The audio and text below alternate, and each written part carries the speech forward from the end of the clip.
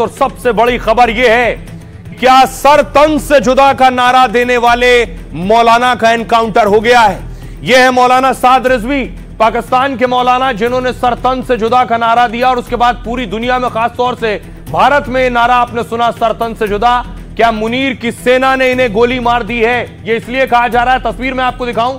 दरअसल ये प्रदर्शन कर रहे थे, जो इजराइल और हमास का समझौता हुआ उसके खिलाफ पाकिस्तान में प्रदर्शन हो रहा था। ट्रंप आज इजराइल पहुंचे।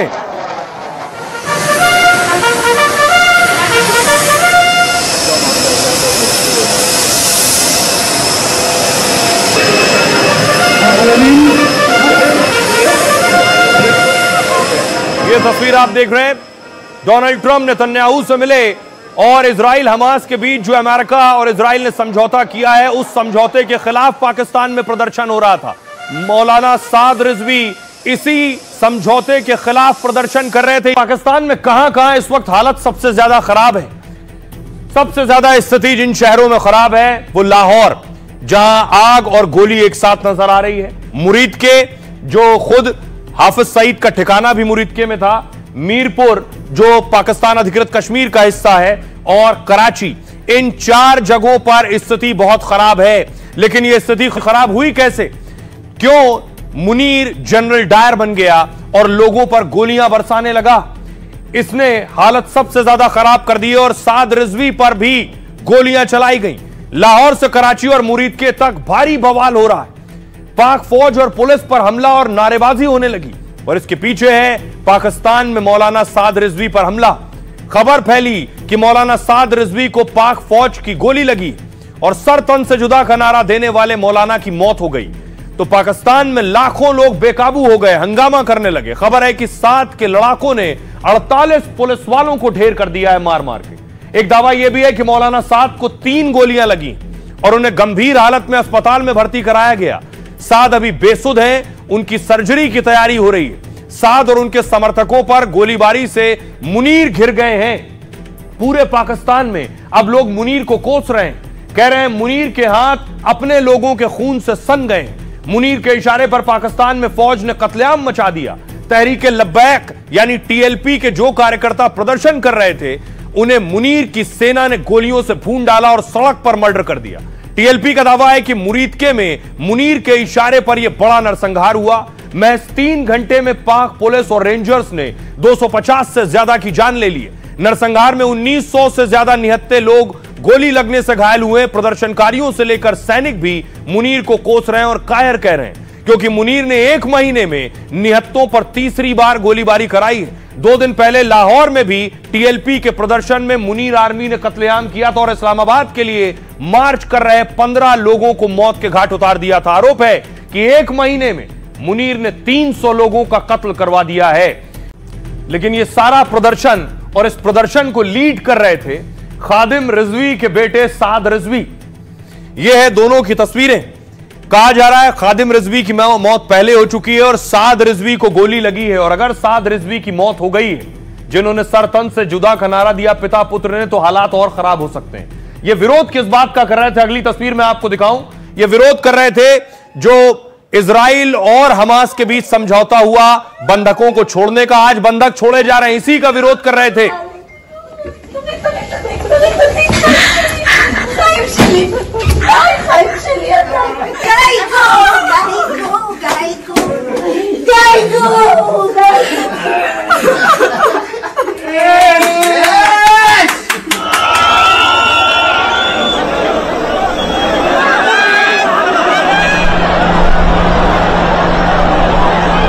हमास ने इजरायली बंधक छोड़े हैं और इजराइल ने उन लोगों को छोड़ा है फिलिस्तीनी जो उनके कब्जे में थे और जेलों में थे।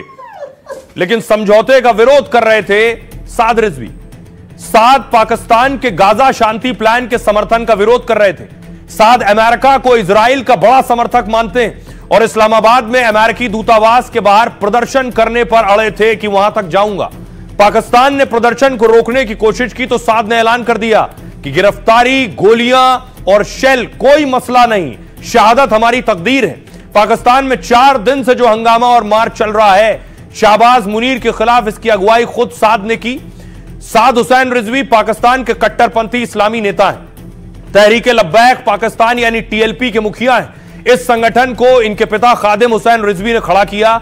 खादिम ने ही पहली बार सरतन से जुदा का नारा दिया। सरतन से जुदा नारे की शुरुआत 14 साल पहले पाकिस्तान से हुई, जब पंजाब के गवर्नर सलमान तासीर की उनके गार्ड ने हत्या कर दी थी। आरोप है कि सलमान तासीर ने ईश निंदा कानून की आलोचना की थी। मर्डर के आरोपी कादरी को पहले जेल भेजा गया, फिर फांसी दे दी गई, लेकिन खादिम ने कादरी के समर्थन में सरतन से जुदा का नारा लगाया। पूरे पाकिस्तान में गूंजने लगा, गुस्ताखे रसूल की एक सजा, सरतन से जुदा। इस नारे से वो पाकिस्तान में खूब लोकप्रिय हुए और तहरीके लब्बैक बना लिया पिता पुत्र ने। 2020 में खादिम की मौत हो गई तो उनके बेटे साद ने मोर्चा संभाल लिया। और सोचिए जरा, पाकिस्तान में जिसने लाशों का अंबार लगा दिया है, जिसके सर न जाने कितने खून हैं, जिसके हाथ खून से सने हैं, वो एक नाम कौन है?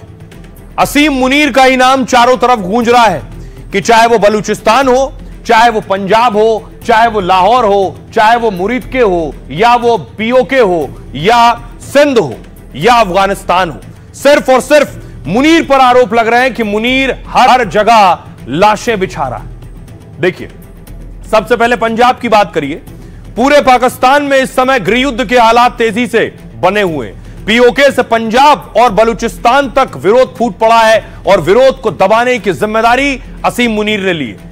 पंजाब में विरोध को दबाने के लिए मुनीर ने स्पेशल ऑर्डर जारी किए। इसी ऑर्डर के तहत सेना पंजाब में खुलेआम गोलीबारी कर रही है। विरोध दबाने के लिए प्रदर्शनकारियों को खुलेआम गोली मारी जा रही है, उसकी तस्वीर। सेना ने 250 प्रदर्शनकारियों को गोली मारकर मौत के घाट उतार दिया। पाकिस्तान अधिकृत कश्मीर, इससे पहले मुनीर ने पीओके पर भी ऐसे ही आदेश जारी किए। महंगाई जैसे मुद्दों को लेकर पीओके में विरोध की चिंगारी फूट पड़ी थी, लेकिन मुनीर की सेना ने सीधे गोली मारकर 10 प्रदर्शनकारी मार डाले।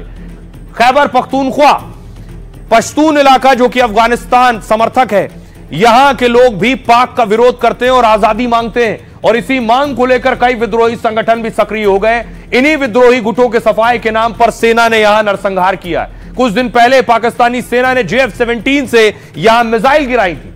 इस बमबारी में 30 लोगों की मौत हुई, जिसमें बच्चे और महिलाएं शामिल थीं। इसका खून भी मुनीर के सर है। पहले भी यहां आतंकियों के सफाई के नाम पर कई हमले हुए।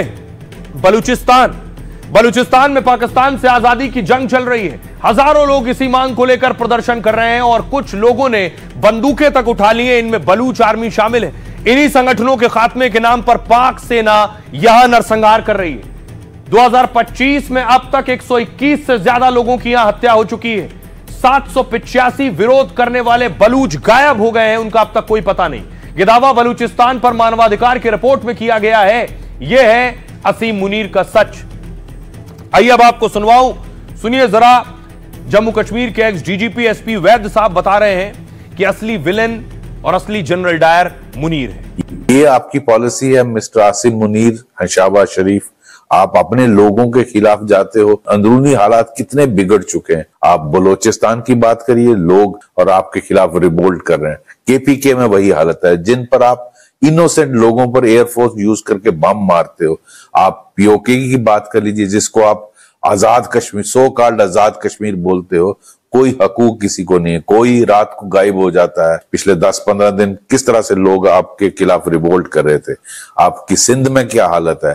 एक सिर्फ पंजाब बचा, और आज वहां भी जो जिस तरह से लबैक वाले आपके पीछे पड़े हैं, किस तरह से आप गोलियां चला रहे हो अपने लोगों पर। मुझे लगता है ऑपरेशन सिंदूर 2 करने का मौका आ गया भारत को। और इन जो लोग सफर कर रहे हैं बलोचिस्तान में, केपीके में, पीओके में और सिंध में, उनको आपके इस तरह के रिजम जो आसिम मुनीर चला रहा है और शहबाज शरीफ उसका काठपुतली, इससे छुटकारा दिलाना लोगों को बहुत जरूरी है।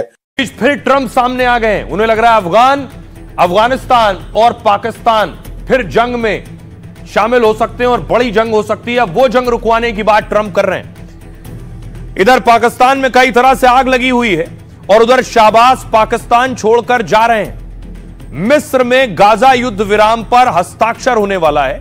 शाहबाज को वहां जैसे ही ट्रंप के पहुंचने की खबर मिली है, सारे कार्यक्रम छोड़कर वो ट्रंप से मिलने के लिए तैयार हो गए।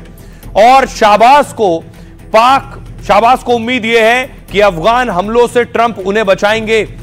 तहरीके लब्बैक के विद्रोह से बचाने के लिए भी गुहार लगा सकते हैं। उधर इजराइल पहुंचने से पहले ही ट्रंप ने शिगुफा छेड़ दिया है, कह दिया है कि मैंने दुनिया में 8 बड़े युद्ध रुकवाए हैं, अभी गाजा शांति समझौता करवाने में व्यस्त हूं, इसके बाद पाकिस्तान अफगानिस्तान में भी समझौता करा दूंगा। मैं जंग रुकवा रहा हूं क्योंकि मैं युद्ध सुलझाने में बहुत माहिर हूं। भारत और पाकिस्तान के युद्ध को मैंने ही रुकवाया, टैरिफ और व्यापार की धमकी मैंने बड़ी जंग रोक दी। यानी ट्रंप का कहना है मैंने धमकी दी, टैरिफ लगा दूंगा और जंग रुक गई। कई देशों में सालों से चल रही लड़ाई मैंने एक दिन में खत्म की है। यह सब अपनी तारीफ नहीं बल्कि मानवीय भलाई के लिए कर रहा हूं। आइए आपको सुनवाता हूं ट्रंप क्या कुछ कह रहे हैं, सुनिए जरा। This will be my 8th war. मैंने अब तक 8 युद्ध रुकवाए हैं और अब मैंने सुना है कि पाकिस्तान और अफगानिस्तान में जंग छिड़ गई है। मैंने कहा मुझे लौटने दो, मैं एक और युद्ध सुलझा लूंगा क्योंकि मैं इसमें अच्छा हूँ। मैं युद्ध में भी अच्छा हूँ और शांति मनाने में भी। मेरा मकसद कोई निजी तारीफ नहीं बल्कि मानवीय भलाई है। ये मेरे लिए सम्मान की बात है कि मैंने लाखों जिंदगियां बचाई हैं। मैंने ये किसी नोबेल पुरस्कार के लिए नहीं किया बल्कि इंसानों की जान बचाने के लिए किया। This was picked for 2024. एक तरफ शाहबाज को डर यह है कि अफगानिस्तान फिर कहीं जंग शुरू ना कर दे, इसलिए ट्रंप से गुहार लगाएंगे कि जंग रुकवाएं। दूसरी तरफ अफगानिस्तान के विदेश मंत्री भारत में, आज वो सिखों के प्रतिनिधियों से मिले। अफगानिस्तान के विदेश मंत्री वो सिख जो अफगानिस्तान में रहते हैं। वतन अस्ताशान बहु अफगानान दोसीगो और दिग्रान वतन अफगानिस्तान और खासतन मौलवी से वतन अस्ताशान दस्तूर कुर्बान वतन अस्ताश। उसके बाद कारोबारी संगठन फिकी भी पहुंचे। मुत्तकी अफगानिस्तान के विदेश मंत्री और वहां फिकी के डेलीगेशन से भी मिले। कार्विंग, स्टोन कार्विंग की अफगानिस्तान और हिंदुस्तान के दरमियान तिजारत बढ़ जाए। कार्विंग। अब देखिए जरा, भारत के साथ रिश्ते अफगानिस्तान के बढ़ रहे हैं, ये पाकिस्तान को अच्छा नहीं लग रहा। अफगानिस्तान के विदेश मंत्री 1 हफ्ते के दौरे पर हैं। उन्होंने भारत में दिल्ली से देवबंद तक का दौरा किया। विदेश मंत्री के साथ उन्होंने खास बात और डील भी की।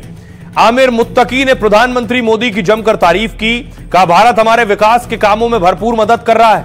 भारत से हमारा व्यापार $1 अरब से ज्यादा का हो गया है। भारत वैसे भी सालों से हमारा पड़ोसी और दोस्त है और जम्मू कश्मीर भारत का अभिन्न अंग है। यह बात बहुत चुभी पाकिस्तान को कि अफगानिस्तान कह रहा है जम्मू कश्मीर भारत का अभिन्न अंग है। आमिर मुत्तकी अफगान हिंदुओं और सिखों से भी मिले। अफगान हिंदू और सिख बोले पाक की वजह से 50 साल से परेशान है। पाकिस्तान भारत अफगान व्यापार में रुकावट पैदा करता है। पाक के को एक पैगाम है, पाक के रक्षा मंत्री और ISI चीफ काबुल जाना चाहते हैं। बुरी खबर पाकिस्तान के लिए यह है कि ये जाना चाहते हैं अफगानिस्तान यानी काबुल। 3 बार अफगानिस्तान के लिए वीजा लगा दिया है, लेकिन अफगानिस्तान ने तीनों बार इनका प्रस्ताव ठुकरा दिया और कहा जब तक हमारी संप्रभुता का सम्मान नहीं होगा तब तक किसी भी राजनयिक संवाद की गुंजाइश नहीं है। अफगान विदेश मंत्री ने भारत की जमीन से पाक को चिताया है, कहा अफगान शांति चाहता है, हम युद्ध के पक्ष में नहीं है, लेकिन पाक ये नहीं चाहता तो हमारे पास दूसरे विकल्प भी खुले हुए हैं।